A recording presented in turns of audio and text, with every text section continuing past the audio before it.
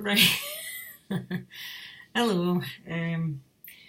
Just been out with the dog for a walk and it's very warm, extremely warm outside. So now I'm back in and I'm going to do another section of my Def Leppard collection. We're getting towards the back end, thankfully.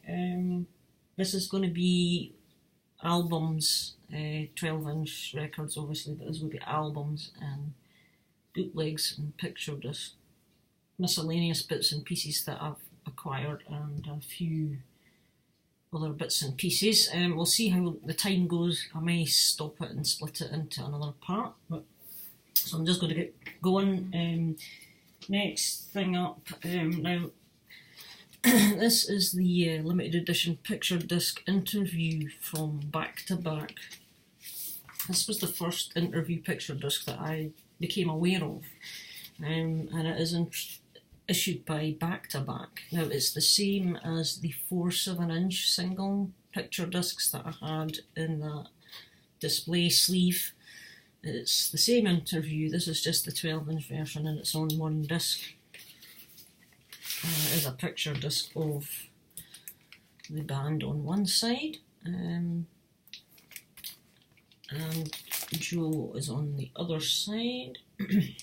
This is side 2, that's side 1.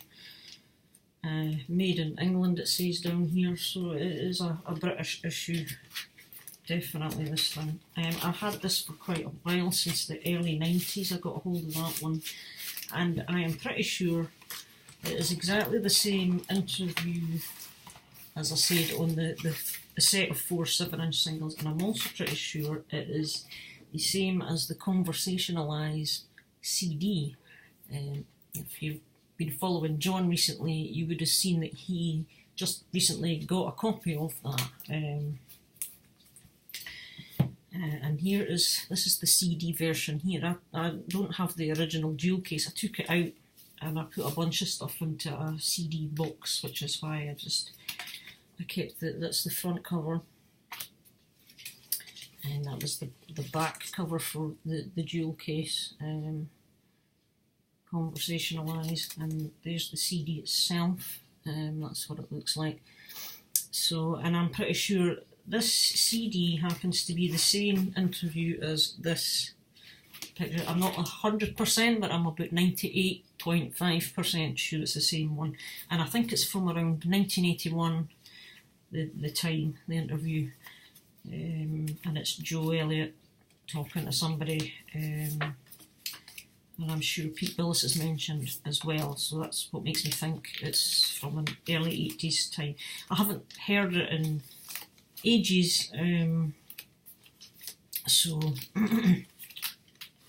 I should really give it a listen again just to see what's all said in it, to be honest with you. So that's that one. I just thought I would show them both together actually. It's that and that interview disc. Cool picture on the picture disc. I have another interview disc, which is this one, the Talkies interview picture disc. I'm not sure who conducts this interview. I've never played this one, but I have heard it. I got a recording off of a cassette tape of this very same interview. Therefore I decided I wanted to get a hold of the vinyl. And that's just a list of other bands from the Talkies interview disc series. This one, it's supposed to be in brand new condition, unplayed condition, which fair enough it might be, but it's, I think the sleeve has obviously been water damaged at some point, which is a bit of a bummer. But the disc itself looks okay, it's kind of solid. It's a heavy duty picture disc, but again it's from the 80s. That's side 1, an interview with Def Leppard. It's a bit of a silly picture on side 1, but I really got it for the side 2 pictures. You've got Monsters of Rock 1986 picture here. You've got Pyromania Tour live shot from here. Now another good thing about this interview is it's from around 1983, 1984, and I can't remember who does the interview, but it's Steve and Phil, and they talk a lot about guitar-oriented stuff, about songwriting, how they would get certain sounds with the guitars, and what guitars they have, what the kind of equipment they use and stuff. So it's kind of a sort of a more of a techie interview, which is my kind of thing actually. I'm interested to know about Steve and his guitars and how he went about writing the music, etc. So that really interests me. The only thing is that it's as if they're in a room where there's some kind of echo, and it's quite hard to sometimes pick up certain words they're saying for some reason. So, but yeah, it's good to have it in the collection. These things were all unofficial, these interview discs. They were never officially approved by the band, they were just released by other companies. So it's just, this one came in one of these sleeves with the flaps, which are quite smart actually. They do keep your disc pretty clean. Another picture disc. This is the Telltales one, limited edition picture disc again. The Telltales, I can't remember much about this one at all. It's been a long time since I've heard it, if I've heard it even. This again, it's another picture disc. That's a Hysteria live photo, and this one is Pyromania image. So yeah, this was issued in 1987, made in England, that one, but I can't tell you much about it just now. And the last of the picture disc interviews, this is the best one as far as the picture goes. This is the Chris Tetley interviews from the Rock Saga series. It was again, I do have the Chris Tetley one on a CD as well. That was Words Not Action, which I showed in an earlier one. But I basically got this because I had to get this. It's the coolest picture disc that Def Leppard have ever issued. Official or not, this is amazing. It's such a good live shot of Steve. Even if this is side 2, it's you know, it's my side 1. Side 1 itself is, unsurprisingly, it's a picture of Joe. But I really think it's a nice clear picture as well for a record. So yeah, if you're a fan of Steve, you need to have one of these. So yeah, I've heard that one as well before. And again, that's another one from about 1987. So that's the 4 picture discs, 12-inch ones. Next up I have Hysteria. The videos, this is on Laserdisc. It's the CD video, 12-inch format. I don't have this for any other reason apart from just having it in the collection. I kind of liked the sort of 12-inch vinyl style idea for the artwork and the track listing, etc. This is the UK PAL version. It comes in a polylined sleeve, which is kind of good, and it's in a pretty cool condition. This one is gold. Side 1, PAL, 1988, and it has got made in the UK on it as well. Side B. So they're pretty smart, and they're quite thick as well. They're thicker than, you know, standard records for sure anyway. But there's no way I could play that because I've never had a CD video player in my life, and I don't really intend to get one because I can't see this particular format making a comeback somehow. But it's good to have that. And I picked it up fairly cheap as well. These didn't cost too much money. Some people will charge a fair bit, but if you look around you can come across a cheaper copy. Just to complete that, I had the other one, Essential, Live in the Round in Your Face. Also again on the Laserdisc CD video. So again, actually this is the Japanese import. It's got in this limited edition Japanese import, but I think Japan and Britain are on the same. Well, I don't know. On the same PAL format. This is certainly PAL, so it will play in the UK. And this one's actually silver, not gold, which is kind of interesting as well. Just have one in gold and one in silver, or platinum, I guess. So, but yeah, very cool to have these.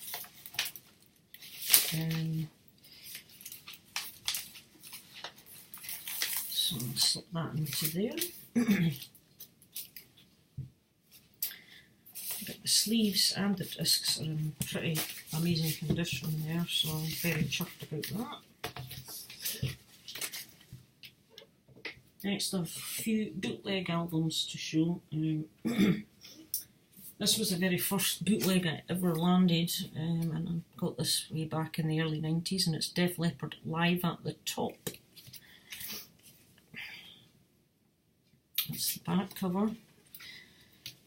Now, Live at the Top, it's in a lovely shiny sleeve. Right away, I'm sure it says on here, well, it says somewhere, this was supposedly,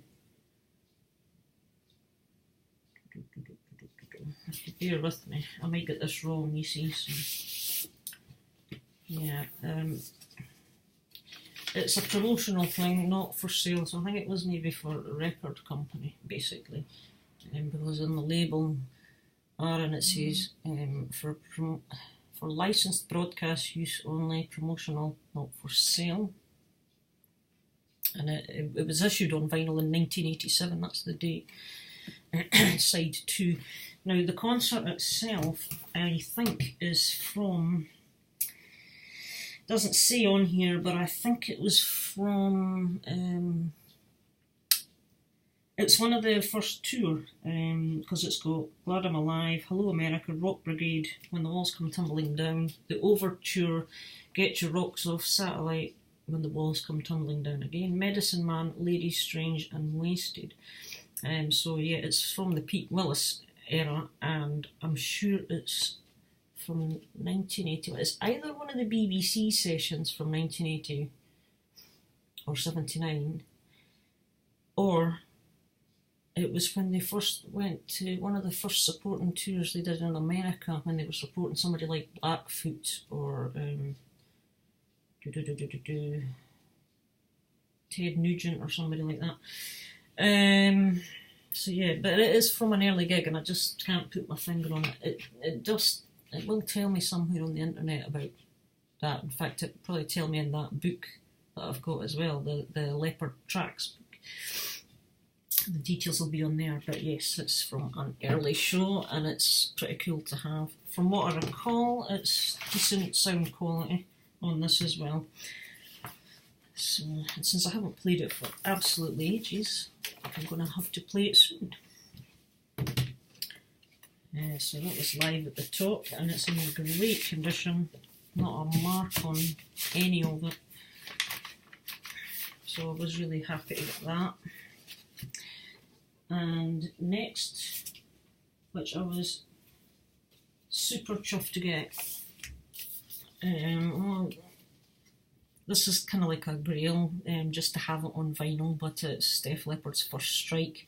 Now, I do have this on the CD format as well, which I got first, but I managed to finally land a copy of the record itself. And again, this was the unofficial release from the band's old management. Pete Martin and Frank Stewart Brown, MSB management, I think they called themselves. And yeah, the record itself is on Flash label, whoever they are, and it's dated 1985, so that was when it obviously came out, this particular pressing. Funnily enough, it says unauthorised copying, public performance and broadcasting of this record is prohibited, and yeah, that's exactly what they went and did by making this thing. But this is extremely hard to find, and it's just, again, it's one for the purists because it has the demo tapes from 1978, and it's just fantastic stuff. So I was really delighted when I finally laid my hands on that. There. And the third bootleg, if you like, that I've got on vinyl. Now this one, I was ecstatic to get this as well, actually. This is even harder to get a hold of. And I only fairly recently, in the last few months, landed this. And to answer John Vinyliser's question about the most expensive record in your collection, this is probably it, because it cost me about £150. And I really didn't want to pay that. I didn't want to pay anywhere near that. But I thought, well, I might never get another opportunity, and if I do, it might be more. I just, because of the rarity of it, and in the condition it's in. I mean, it's in absolutely near mint condition, and it's a double LP as well. It's not in a gatefold sleeve though, which is why I just got the second there, but it is a double LP. And it is Sugar on the Rocks. That's the title of this bootleg, and it's a live recording from the Hysteria tour. And it just so happens to be the live recording from Edinburgh Playhouse on the 2nd of September, which is my hometown. And that's the real reason I wanted this so bad, is because it is from my city, and Steve was in my city playing live.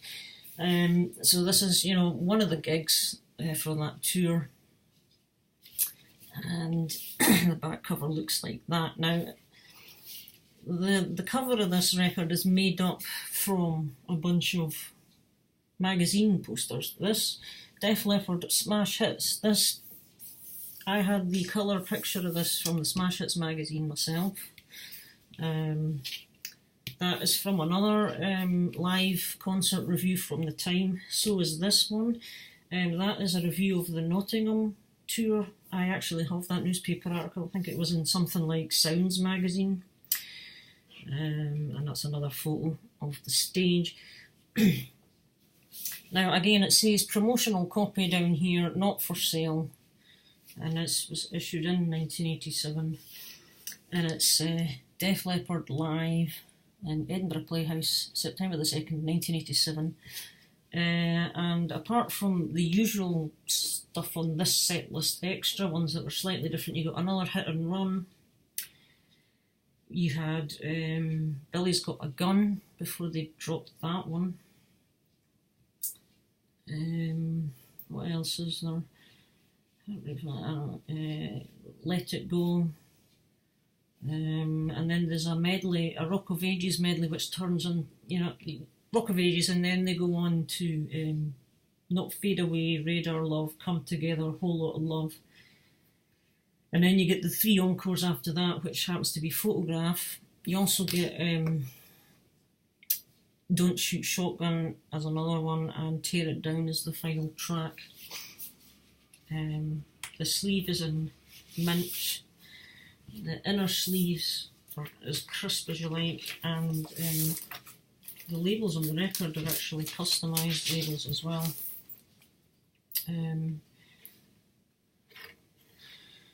That one looks like that. It's got the Hysteria logo.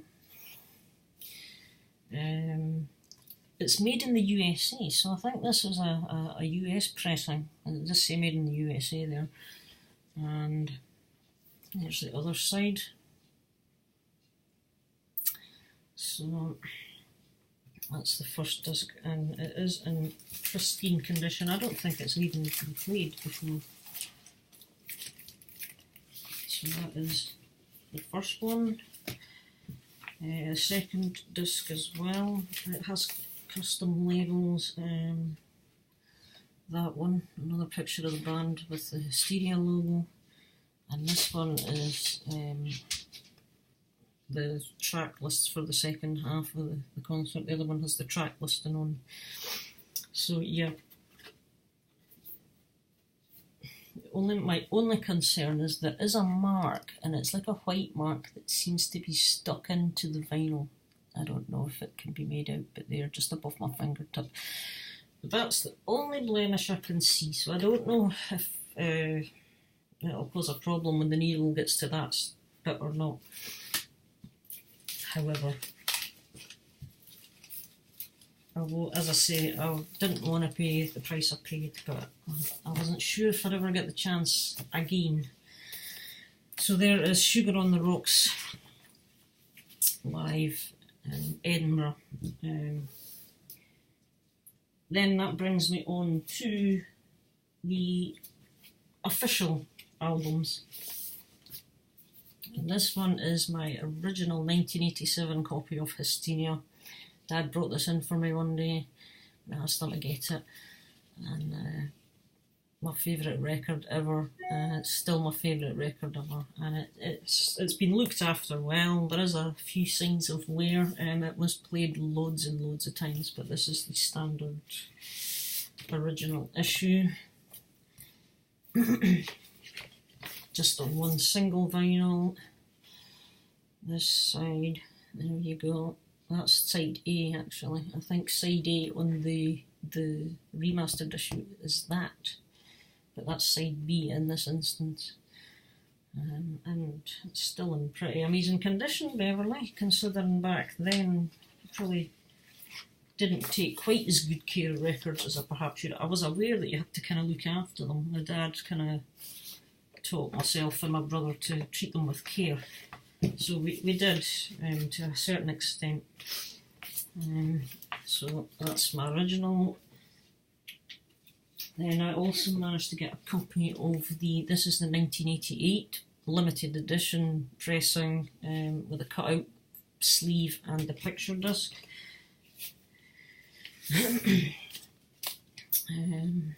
Yeah, this was released later on, and on the back you have the European tour dates for 1988 coming up.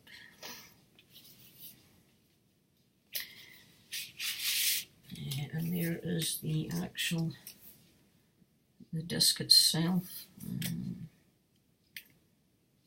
and on the back you have the double screaming face image. So that's another original pressing. And last but not least, regarding Hysteria, is this is the 2017 30th anniversary remastered issue. On the gatefold, of course, there you have it. And that's the hype sticker I kept off the front. I've just slid it in there. So yeah, this is on the double album.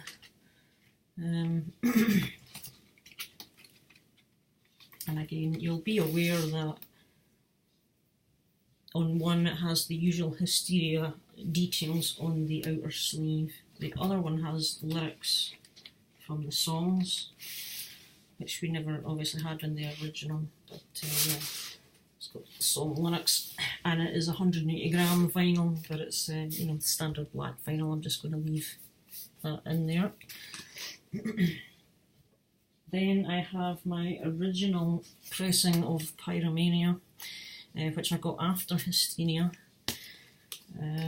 but it is an original pressing, and it is a 1983, and again it's in really cool condition, so I'm quite pleased with that. And Pyromania with its fantastically exciting red inner sleeve. And this one comes with the Spaceship Vertigo label. Side 2.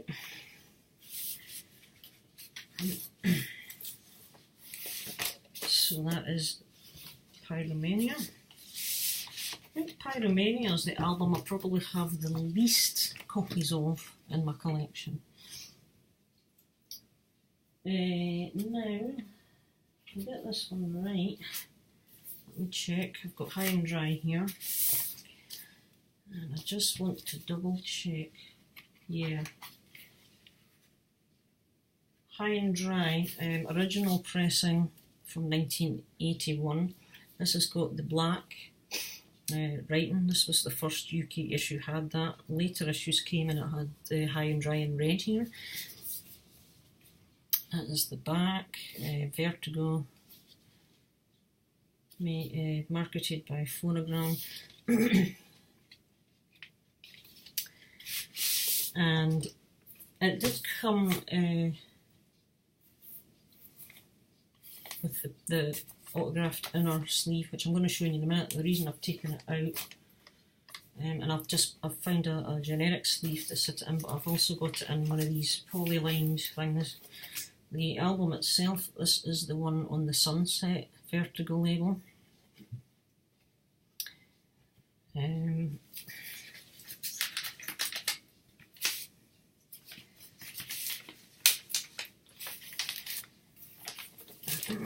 it's in beautiful condition again, this, and the original inner sleeve I've got in a separate thing because it's autographed. Yeah, so I just kept it separate. It's beside it, but it's separate. So this was signed by somebody who went to one of their gigs in 1988. With best wishes, Joe Elliott, Def Leppard, 1988 here. Rick Allen, and of course on this side you've got Steve Clark, thanks Rick Savage, and Phil Collin down the bottom. So when I spotted this, I did pay a wee bit of money for it, but not as much as that Sugar on the Rocks, to land this, and it is the original autographs again, so absolutely chuffed to bits to have this copy of High and Dry with the autographs on the inner sleeve. It's something that I treasure, I really do treasure. So that's the original copy. See, this is getting on a bit, so I am going to stop this once I get to the end of the vinyl here, because I'll do a final one for others.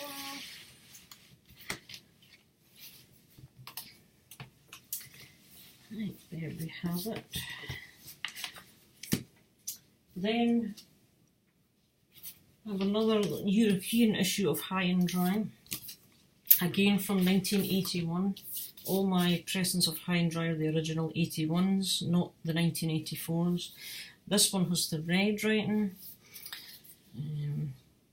It's the same on the back, except it doesn't have Vertigo up here like the UK one. It's got Vertigo down here instead. That's a slight difference I noticed. And again, there is the inner picture sleeve with the band members there, Steve, Pete Willis. The other difference with this one is this one comes on the Spaceship Vertigo label, not the Sunset. So yeah, so that's the European issue. And so again, it's in splendid condition.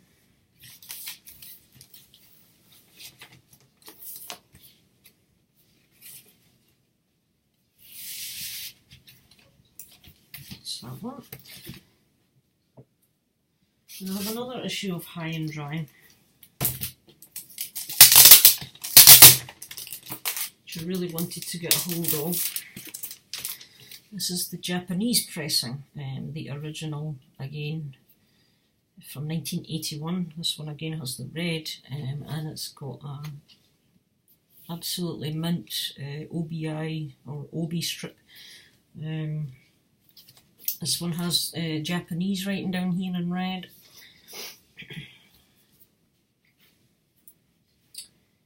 And the slight differences with the Japanese one. This one came just with the an information sheet like that, and the lyrics in English on that side. And there wasn't, if I recall, no, there wasn't another inner or anything. It then just came with the record itself, and again, this is on the spaceship label, and it is Vertigo, and it says manufactured by Nippon Phonogram Tokyo.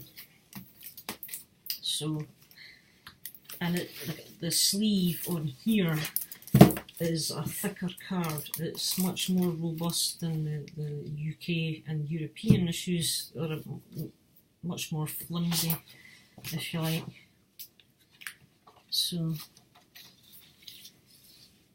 that's an original Japanese pressing. I'm thrilled to have that as well. So then on through the night we come to Finally. Now, I saw this on eBay, somebody was selling it, and this is just a cover of On Through the Night. Again, someone else who went to one of their concerts in July 1981, that's his ticket. It was the Scorpions with special guest Def Leppard. $8.50 it was at the time. So the guy must have had this on his wall at some time, so he went to that gig and he got this autographed. He managed to get this autographed by 3 of the band, including Pete Willis actually. So the guy's name was Jim. Pete Willis, Rick Savage and Steve Clark, of course. So rock and roll to Jim, Steve Clark.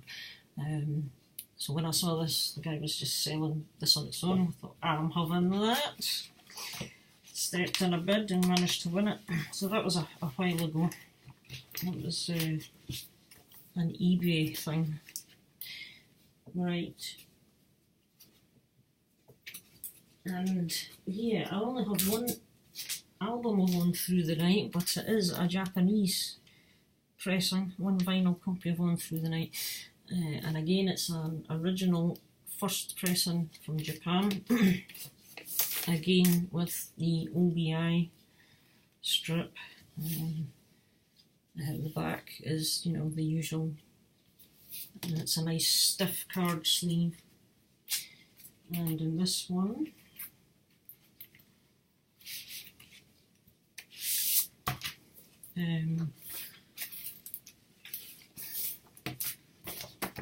you've got the inner booklet, which was like this, On Through the Night,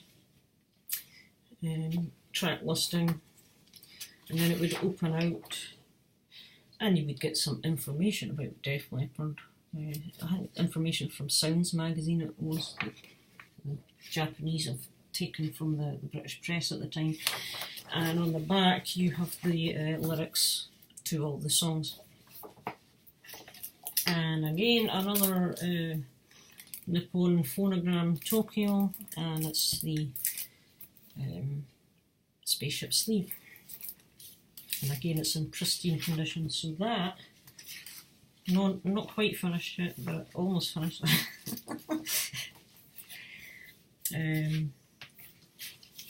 Brings me to the last of my vinyl.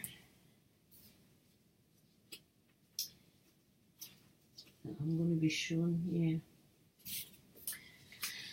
And this is a more modern affair. This is the Record Store Day issue of the Def Leppard EP. They issued it in 12-inch size, Universal Music. And I thought, yeah, I'll have a copy of that. I've still got it in its original shrink, actually. I opened it and by just slitting the side. The shrink doesn't seem to be constricting, but if I find it is going to start acting that way, I would take the shrink off. But so the back is just a photograph or a copy, a printing of the original sleeve. But you know, it says 33 RPM, 33 and a third there.